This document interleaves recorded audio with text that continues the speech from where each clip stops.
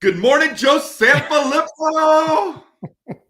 I've heard the term in the crib, but literally you are in the crib today, my friend. Look at that background. It's not even a crib. I don't understand how do you think that that's a crib? Seriously. It's a large baby, Joe. It's a very large baby. That baby probably weighed about, 14 pounds maybe. I don't know. I'm just saying. I think the better part are the two 70s style, like together, the karaoke machine and the 70s video game. There's Galactica back there, people. Like, Galactica, right? Like, we got that, man. Is it Galactica or is it Galaga? Maybe it's Galaga. I don't remember. Whatever it is, I got it back there. I'll check it out before we take it. Either a show or a movie, and Galaga is the game. Hey, you know what? Now I gotta know. Hold on. Now I gotta know. Now you gotta look. But here, while you're doing that, Joe, in the crib, for anyone who's joined us already, looks like we already got some followers, Joe, is why don't you put in your favorite video game growing up? That's what I would do right now, because I'm going like Asteroids. Yeah, right. I'm going Donkey Pac-Man. Kong. I'm going Dig Dug. I mean, those are... Dig Dug. Dig Dug was your favorite? That's awful. You're awful. Oh, I got Narzad, I got Solar Quest, I got something else. Yeah, so we got right back there. So if you guys want to play after, we can make thing happen if you want. But I am in northern Wisconsin. Well, actually, played Duck Hunt. That's what she had. She played. That's okay. I like that. Yep. I like that. Miss Pac-Man, absolutely. Jeff Zoll, if he was on here, he would put Pong, because he'd go all the way back to Atari. That's a little far back. We're talking 80s here, people. Maybe late 70s. Maybe late 70s. Zoll would have said marbles. Or pickup sticks or something. I'm gonna play Jacks. I'm gonna play some Jacks. There's some damn good games though, Joe. You gotta admit, right? So I'm in northern Wisconsin today, and I'm trying to keep my voice down because people are still sleeping, which is not gonna be good for me, right? But it's been beautiful. You probably can't see out there, but beautiful. We got it's gorgeous out on a farm in northern Wisconsin. The sun's just coming up. It's gorgeous up here. So very lucky. At the same time, I'll be quiet for about three seconds, and then at that point everybody's going to be awake anyway. So that's just kind of the way that it goes. That's right. Well, good morning, everybody. Thank you so much for joining in. I just got done with Sat Chat, Joe, and it was cool. It was an interesting conversation, and I'd like to kind of continue that conversation, take a deeper dive into it this morning, if you wouldn't mind. But before that, I want to let you know we did have someone reach out to us and had a question from last week, so I thought we'd start by kind of responding to that question. And that was all around the idea of this situation. She had mentioned this whole idea of telling your narrative, right? Telling your story. But she did say, so what does happen? Joe, how do you manage like a negative publicity about your district when that happens? What's some ways that you address that? And this person got into some specifics in terms of how it's impacted them personally also. Right? Because we know everyone is vulnerable, especially when it comes to school and district leaders, especially over the last 2.5, 3 years. Oh my gosh, people making decisions and just getting totally crucified in media, their social media, or even local media, right? Newspaper, radio, television, those types of things. So how does a school recover from that when those types of things happen? So do you have any thoughts on that you want to share this morning so we can respond to our listener? Oh, absolutely. And I think only because we've gone through it, like just in terms of, it's an interesting set of circumstances when you get a call from your board president and they ask you if you want to talk to the Washington Post or you want him to talk to the Washington Post. And I'm like, I don't want either of us to talk to the Washington Post. I mean, we're a small school district in northern Wisconsin. Like, why are we talking to the Washington Post? And, we had a legal situation just when it came down to COVID policy and things like that ended up popping up. And that was, it was tough because, obviously we couldn't tell the whole story from a confidentiality standpoint, but we also wanted to make sure that everybody had known that we had done our due diligence in terms of making decisions. And I think that in doing that, it was kind of tough to kind of pull back and, get through the weeds through some of that negativity. And I think that there's two things that I think that happen in terms of what that really looks like. And the first one is we're talking about from a news perspective or from a national perspective or from a media perspective. And then there's also like the local, just people in the district being upset about stuff that you do. Okay. So from a news standpoint, what you'll find is honestly, what we found is the more social capital that you have built up, getting to that place, then the better opportunity that you have to kind of move yourself forward and get beyond it. And regardless if you have social capital built up to that point, the one thing that you have to do is never stop telling the great things that are happening. And if that gets in the way, if that negativity gets in the way of you going out and talking about the great things that are happening, then the negativity wins, right? And at that point, then that becomes the narrative, because there's no counter narrative to what that looks like. So that's the media perspective of it. And you can create your own media when it comes down to that in terms of the publicity. Like, I'll tell you, we get in those days, we're going to get into every classroom. We're going to get into, we're going to have conversations. We're going to post a bunch of stuff. We're going to get a lot of stuff out just to make sure that we can counteract some of the great, the negative talk that's going on. The second piece is, if you have individuals that get really upset in your community and they want to just yell and scream about stuff that's going on in the school. And obviously everybody has that happen to them on some level. And it was actually, it's interesting that you had to start the conversation this way, because I did one of those walks last year when some of the stuff was going on. Actually, was it last year? I think it probably was. I don't even remember when it was, but I was talking about how I was in a cabin at our cabin. And I just, as I'm sitting there in this beautiful place, I hear this one fly, right? And the fly is buzzing around all over the place. And I'm in this beautiful spot, but I couldn't get my mind off of the fly because I just kept hearing it everywhere I go. And then my family came out, they woke up and they came out into the cabin, and the fly was probably still there, but I forgot that the fly was there because I was concentrating more on the great things that were right in front of me. And I told that to our staff, because when you have like flies buzzing around that don't know the fly that was in that cabin had no idea what we were doing in that cabin, right? Like they didn't know anything, right? Of course. So why is that determining my happiness if the fly has no idea what's going on? And the same thing happens in schools. When they're going to make a judgment about you based on what happened to them 25 years ago.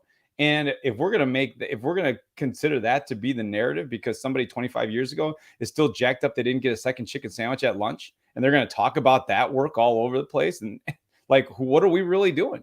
So we want to be real cognizant about making sure that regardless of a large scale media or individuals in the community, there's, every time I speak, the last thing I say to everybody is never give up the opportunity to say something great about your school. That's it. Like, if we do that, think about how often that can happen. Like, if you tell one great story, it doesn't even have to be a social media story. If you just tell one great story to one person about something that happened in the school that day, you have a better chance to be talked about differently. And all we're asking for is a chance, right? I mean, honestly, that's it. You can't control everything. So if we can give ourselves a chance to be talked about the way that we want to be talked about, then we're going to feel better about the work. The people that around us are going to feel better about the work, and we can move people forward in the way that we want to move them forward. But if we don't, then we're stuck. Yeah.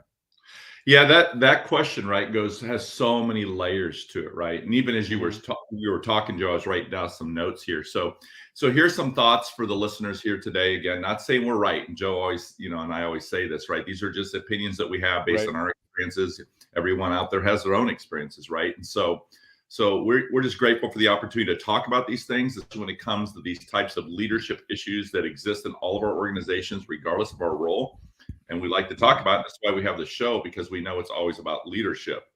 And so a couple of things I started writing down is, number one, obviously in the role of an educator, regardless of what that role is, we do have to have thick skin sometimes. We know some of these things are not right? It is not right that people are treated in such ways, especially when they're trying to do the very best they can for young people, for their students, for their families, for the community, et cetera. So that's just a given.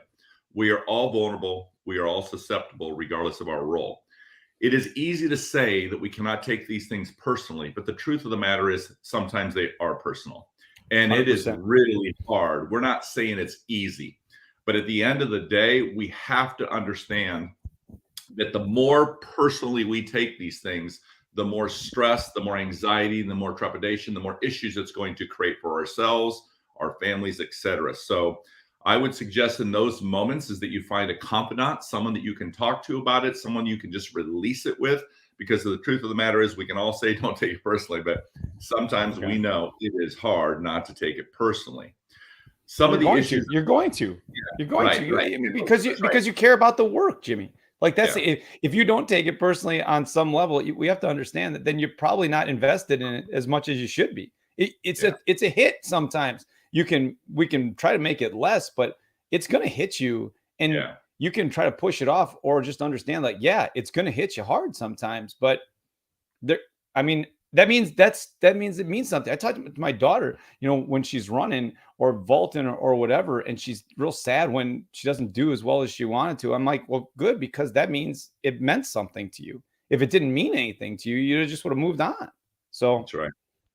So for those people that are out there listening today, if there are things that you have done or ways that you manage it, we'd love for you to share that. Sometimes I know it's hard to type all that out. So even like a quick idea or a thought that you might have, or if you're interested, jump into the studio with us and talk to us about how you manage that situation sometimes when things seem to get a little personally, especially when it comes to attacks and so forth, whether it's by email, whether it's by phone call, whether it's by post in social media or media in general. We know that. Joe, you mentioned something about, and it's so true, right? The problem is, especially in our role, is that the confidentiality piece is critical. Yeah. We often know so much more of the story than other people are getting, right? That's the disadvantage we have, because we cannot say to people some of these things. We cannot share and divulge all this information. The problem is with it is because they only know what they know or think what they know, people are easy to share that out and opinions and thoughts. And sometimes we know some of these things are not true.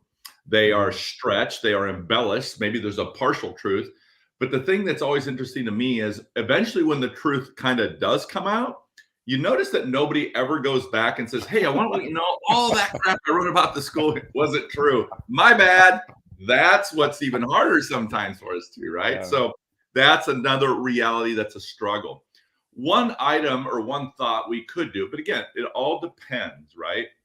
It depends on the relationship. And I think that's why relationships are important.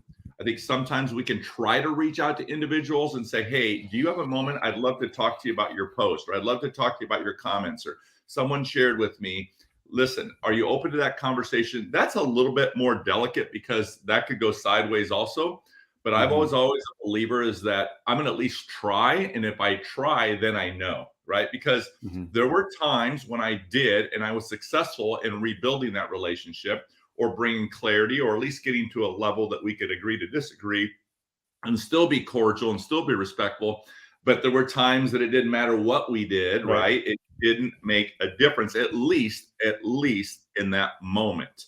Because the truth of the matter is we do know that people have personal agendas, right? Sometimes people truly have a personal agenda, an issue that they've had that they want to, it's almost as though they're so hurt that they want you to hurt like they're hurting, right? And so some of these things can get really personal. And then the last couple of things I would say is, number one is that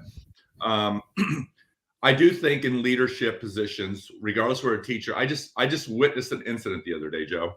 I was at a high school football game and I observed a parent get really upset last game of the season. I'm sure you've seen this happen before. There is frustrations being built all year long. Most of those are around playing time, right? Yeah. Or treatment of their child, or they feel they've been treated unfairly, whatever. Last game of the season, emotions are high. The season ends, the game is over, and now the parent wants to go confront a coach, right? Wants to go yell, get in the face, yell, try to tear it down, try to embarrass the coach, whatever it is they're trying to do. But in this moment, what I observed is also a coach responding back, right? Right in getting into it there in front of their players and so forth. So therefore, they're taking it personally. Hard to get by that, right? But in that moment, I kept thinking, this is not the place, proper time, as we always say, right? We know emotions are high. But I do think sometimes we just have to take the high road. It's hard to do, but sometimes we have to take the high road. And the last thing I'll say to people is, I think one way to kind of reframe it, to see it differently, is don't allow people to take your excellence away from you. And in that moment, I felt like that person allowed someone to take their excellence away from them, because their behavior was really no different than the parents' behavior as soon as they went back and forth in front of the students and the players. So anyway, those are some thoughts that were on my mind here this morning. Based on that, Joe, I'll let you kind of close that up.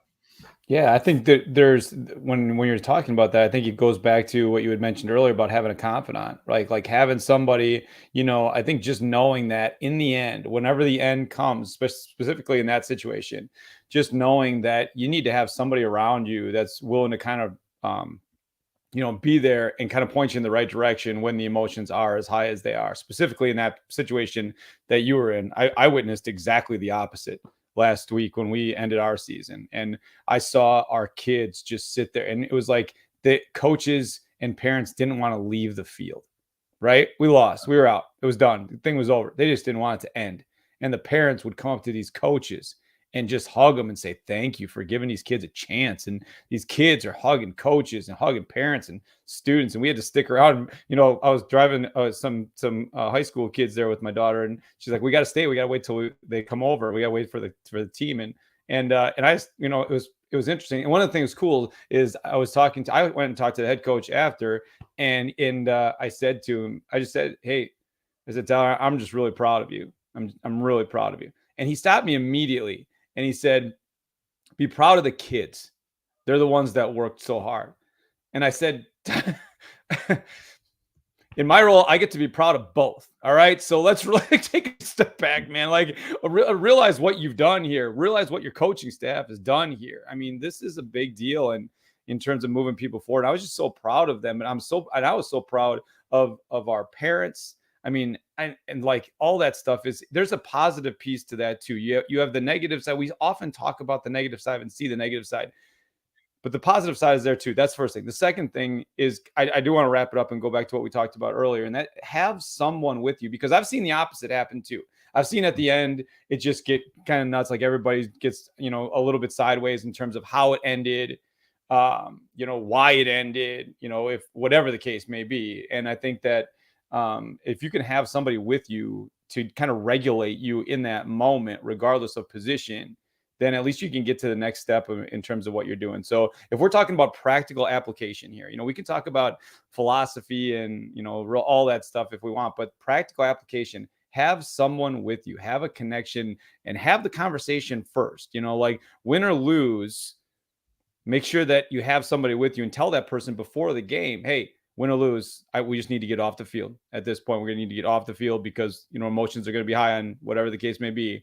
Please help me get off the field. Please help me get off the court. Please help me get to this direction just so I can kind of be away from stuff.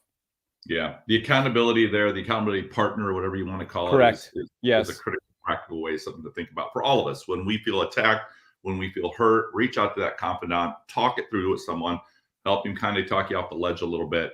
Because here's the problem. We don't want it to now become about our behavior. That's the danger. And now we ourselves in a bad position because of our response to that behavior. So Joe, that takes me into SAT chat, right? So just finished SAT chat here, moderating that. And that was really awesome. And one of the questions we posed today, because we were talking about recalibrate, was this idea of behaviors, of the types of behavior that we actually allow in our organizations, in our school, and how that sometimes defines our true culture, right?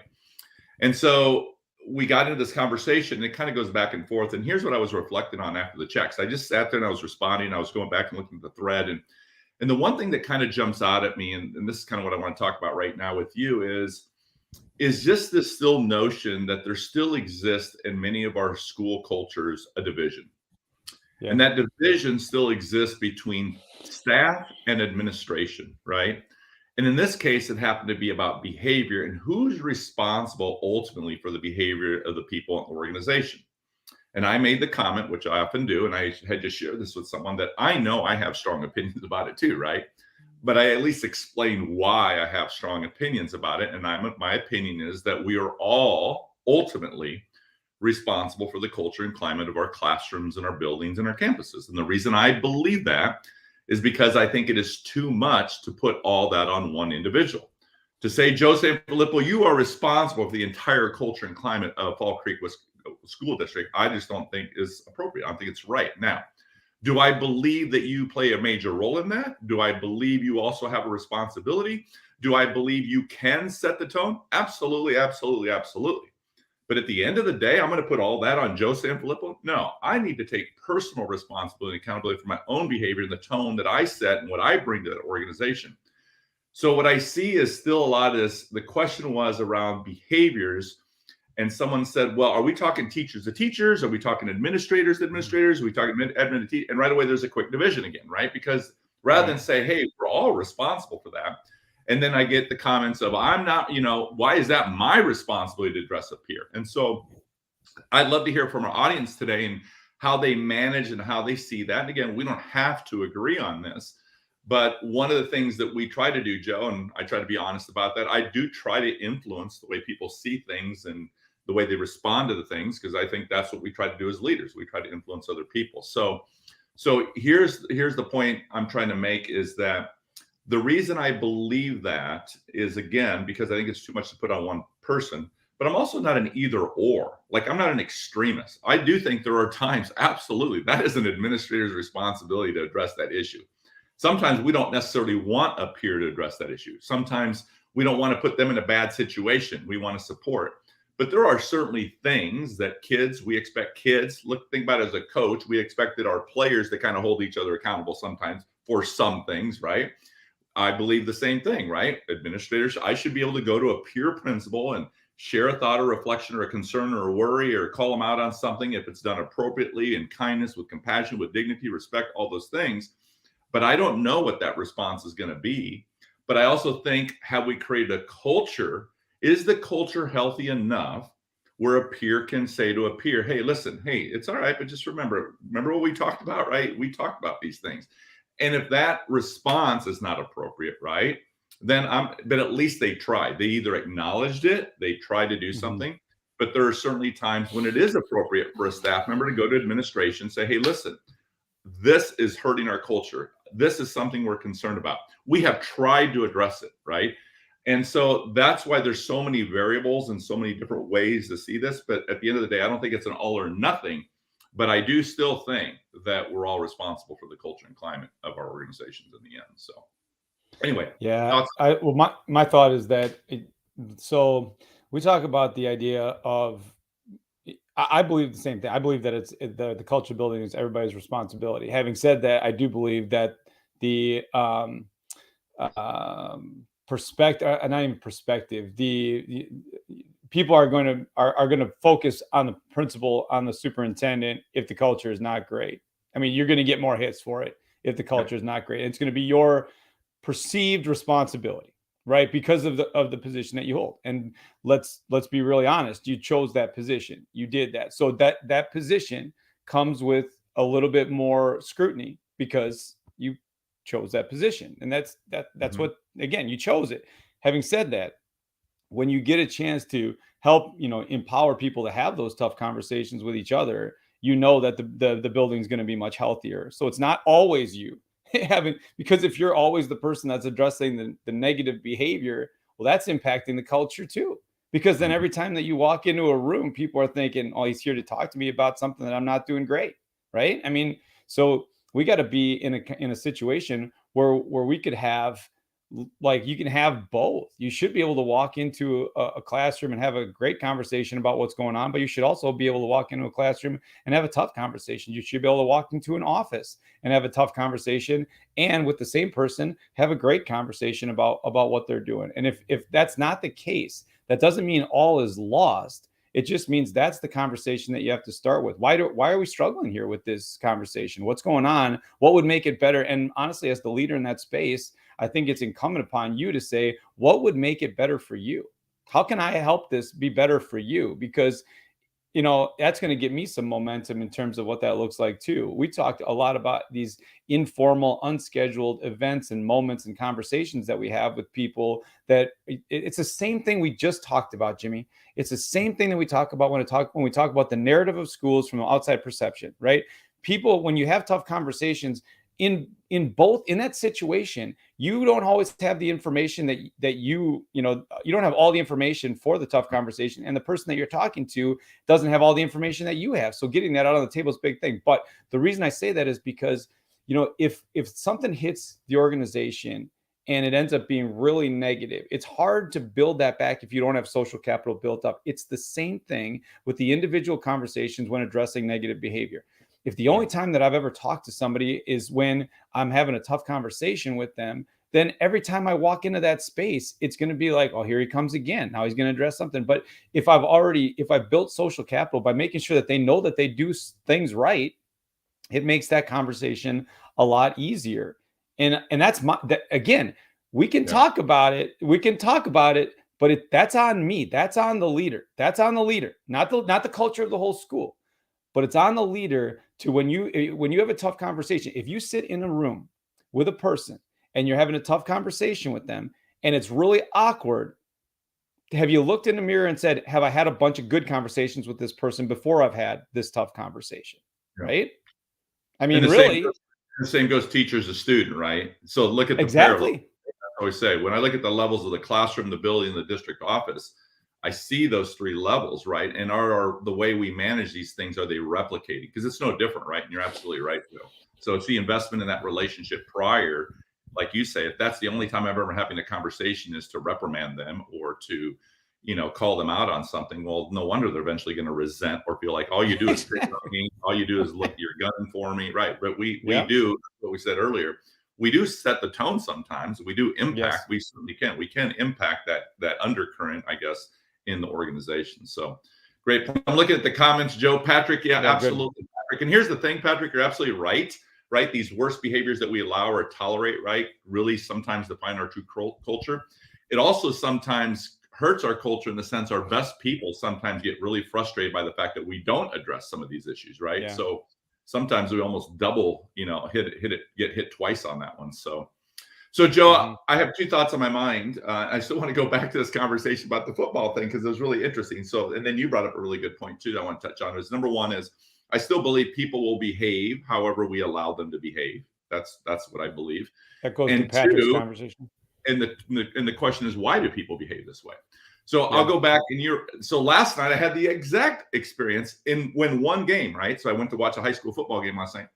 And it's the same thing, right? So like you said, when the game was over, the team that I was there to watch and support, right? Same thing. Game's over. Oh my God, the parents were there. They were hugging. It was senior night. They were crying. They were taking pictures. Everybody was just in a really good place. You could tell the parents were very appreciative and supportive. And that says a lot about the culture of those coaches that they've established, the administration, the players, the families, all that, right? So that was the good news. But right before that, Joe, right before that, when the game ended, the opposing team is coming out. It was a great game, back and forth. And of course, the home team in the end comes out on senior night and wins it right at the end of the game. Okay. But the opposing team comes out, and as the head coach is coming out, he stops his players and tells his players he doesn't want them to shake the hands and commands them or basically directs them to go to the other end of the field to the end zone. And then there's a little bit of a heated exchange, right? You can see this already, right? How this happens, right? Yep. The disrespect, the unsportsmanlike, right? Here we are as adults modeling this terrible behavior for students, right? But here's what I kept thinking. Two things. Many of the assistant coaches came over and apologized to the coaches of the home team, saying, "Hey, that was not right. We are sorry. That is not reflective of who we really are." Da, da, da, da. But again, it's a culture of they don't say anything. Right. We allow that because here's the thing: you cannot tell me that is the first time that has ever happened. Behavior that already exists in that culture, that head coach has been allowed to behave that way. So in that case, that's where I am a little critical sometimes as an admin and saying, listen, but we know these things are happening. And what are we doing? Are we allowing that? Are we contributing to that by ignoring it, not addressing it? But here's the thing. But then I don't judge it because I don't know why we don't address it, right? Right. If there's been a past experience that, hey, listen, I tried to address it one time, but football in our community is king. And oh my God, I got beat up bad, right? Beat up really bad because I didn't support football. And that's why leadership is so complex. And that's why Joe and I do this show, because number one, we want to give all of you love because we know how difficult it is, right? It is so freaking hard. It's crazy sometimes.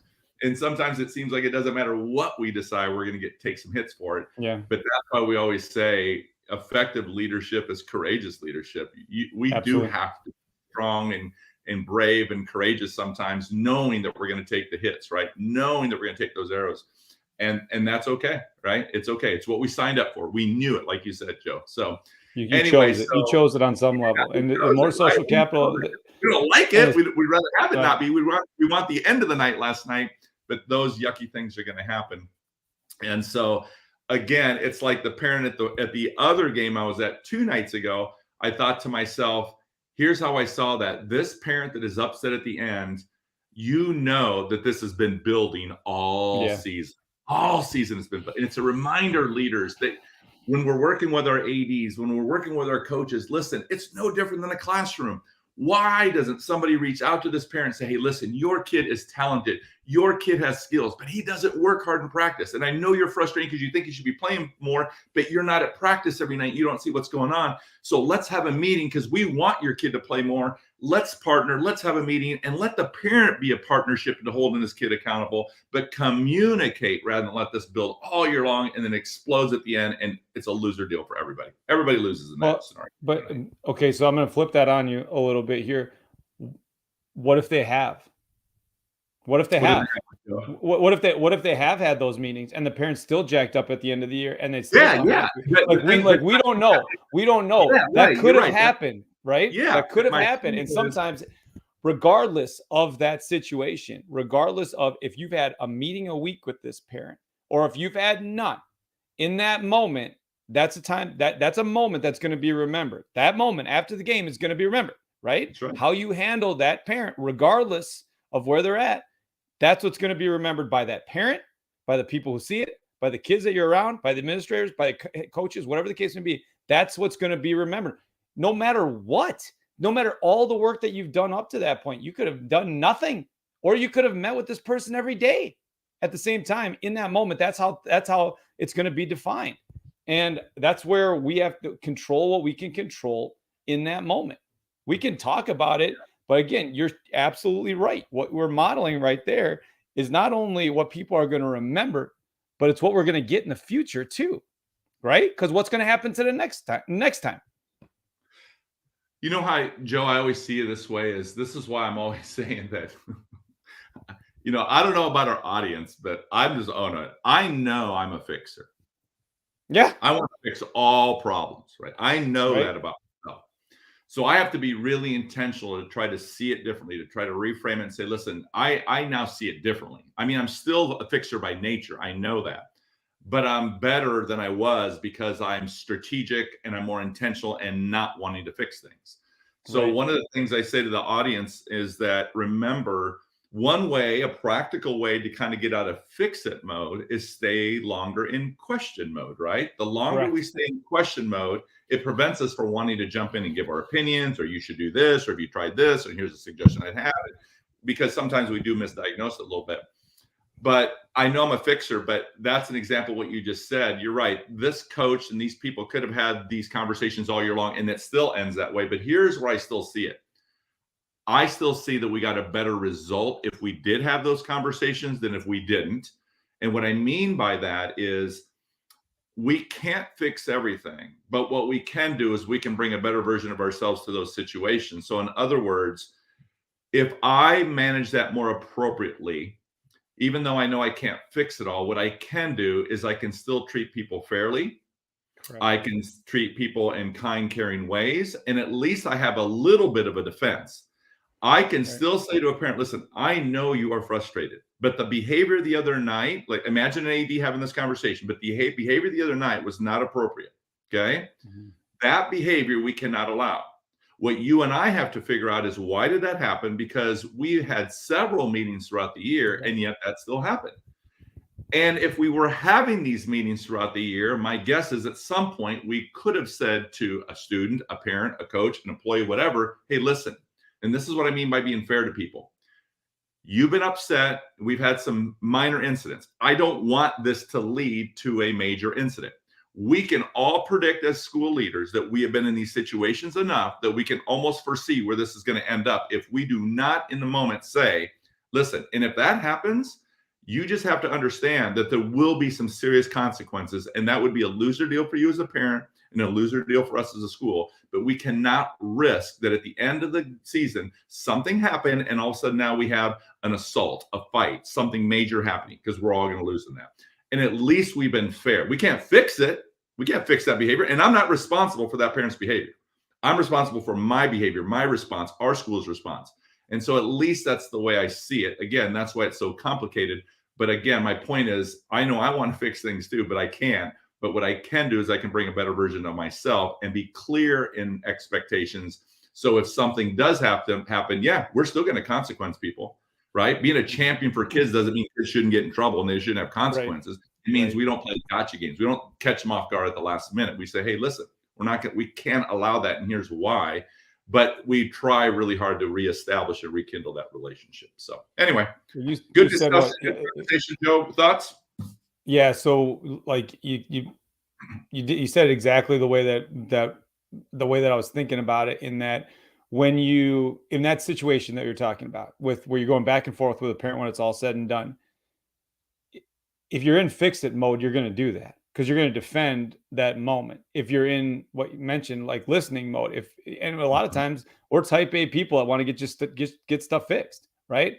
So if we put ourselves into listening mode at that point, into questioning mode at that point, and say, and try to get out of it. I'm in and out in that moment. In those tough conversations, let's take a break. Let's set up a time for us to talk a little bit later. Have a wonderful night. And that's it. Or I'm sorry you're feeling that way, and we got to get out, that kind of stuff. So I think get out. That moment. Yeah. Barbara makes a great point here. Barbara makes a great point. Who checks in on the student or player in that kind of situation, right? That's a really good point, because when you see that happen and you see the parent coming and screaming and yelling, remember there's a kid associated with that parent, right? And a lot of times they're going to have the fallout in terms of somebody saying, geez, what happened with your dad? Like, what happened with your mom? What happened? Boy, coach really got into, like, you're never going to play now. You got yelled at, whatever the case may be, right? I mean, so who's responsible for that? Oh, and I think we are. I honestly do. I think we're responsible for that. Checking in, just saying, hey, I thought you played real hard. I thought you played real hard. And I'm sorry that happened at the end. Why don't we find an opportunity to talk in a couple of days? Just kind of sit down, see how you're doing. But I just want to let you know I care about you. I love you. And I'm sorry that this ended the way that it did tonight. So, but you still got to check on it. That's right. Wellness checks with the student, wellness check maybe with the parent, right? Absolutely. You do have to check back again, regardless of how that situation ends. You got to follow back up on some level and just say, hey, I'm still thinking about it. I really am. I mean, I think in both of us in that situation, going back, we probably would have handled it differently. Now that we've had a chance to stick away from it, we both can be upset, but we probably both would have handled it differently if we would have, if we would have thought about it. Can we sit down and have the conversation now that we're in a different place? I'd really like to sit down and have this conversation with you again, hopefully again, because we've already had it. My hope is that we had it. Yeah, we always do our best to model our excellence. Again, it may not get the results we want, but don't let them take our excellence away from us. I was thinking about this situation, and I didn't even tell you the whole story, but in this particular situation, Joe, the head coach ended up finally going over to the parent because the parent wouldn't stop. But again, the assistant coach was agitating it also, right? They were kind of going back and forth. But the one reflection I had was, I believed at some point the head coach should have walked over to the assistant coach and said, hey, listen, stop it right now. Okay, this is not for you to be doing this. Let me manage this. Let me handle it, or just stop altogether. Because I do think that parent eventually would have stopped. Because if you have no one responding to you, I mean, at some point, every parent you just and you stop, right? You're just going right, right. And so, and I think about that bus ride home for that child, right? In this case, what a loser deal for that kid, right? That bus ride home, having just dealt with all that. And it's just a reminder for all of us, even as parents, most of us probably are parents. And how are we responding when it comes to our kids, our own children, schools, activities, especially for some reason when it comes to sports and athletics and those types of co-curricular activities, sometimes we can kind of lose our way too. Well, it's emotional. It's emotional. I mean, and a lot of times, you're talking about, the problem is a lot of us that have had kids go through this stuff, we all played on some level. We know what the last game, when it's all done, we know what that feels like. And we don't want that for the people that we love and care about the most. And, and it gets emotional. I mean, I remember last year at Kale's last basketball game, all I wanted to do was hold on to him, and he didn't play well. The whole team didn't play well. Right. And honestly, all I want to do is hold on to him. But I also knew what it felt like to be in that moment where, like, oh my gosh, it's done. Yeah. And that's emotional on both levels. So I don't know. It's just again, we control what we can control in that moment. But the other thing that you said is, when you kind of follow up, when you say like it's a loser deal for everybody, I understand that. But the other side of it is, it can be a positive when you go back and say, be vulnerable enough to say, going back, I would have changed it. I would have changed you don't even have to say to that parent, I think we both would have changed our behavior in that moment. You don't have to say it, because they could then all of a sudden go, I wouldn't have. I'm still mad at you. You should have played my kid more. Right. You go back and say, I'm sorry. I didn't want to put you in a tough spot, and I felt like I did. I can only control what I can control. That's on me. I apologize for that. If you still want to talk about it, I'd love to talk about it, but it just didn't feel like it wasn't a good exchange. And I apologize for my role in that exchange. Yep, still teachable moments. Joe Sanfilippo, you're absolutely right, my friend. Hey, buddy, it has been a good time this morning. Thank you for the I just want to get that unloaded out of my mind, because I know. It's still me saying, I'm sitting there on the side watching this whole thing in principal mode going, I almost wanted to step in. I'm like, no, Jimmy, not your responsibility. Stay out of it. But I almost couldn't help myself, right? But I'm obviously I didn't get involved. I just stayed out of it and observed. But it was still my reflection. It's a reminder for all of us people. It's always about leadership. And leadership still has to do its very best to model excellence. And even though we're not perfect, we're not saying live your perfection. We're saying live your excellence. Bring your very best self you can. But thank you so much for what you do, school leaders. This is how complex the job really is. Every day it is filled with challenges. But just remember, these are teachable moments, learning opportunities for us. And at the end of the day, guess what? I still think our skill sets get better because we have all of these experiences. So thank you for joining us. If you had a chance, if you get a chance, we'd like you to like the YouTube video today. Share it with colleagues, share it with friends. Ask them to give us a follow at The Weekly Show with Jimmy and Joe. We are so grateful for your support and your participation. We're truly, truly grateful. Joe, good seeing you, my friend. Enjoy the day on the farm. And beautiful. We'll do, buddy. Okay. You too, my friend. We'll talk to you soon. Okay, peace out, man.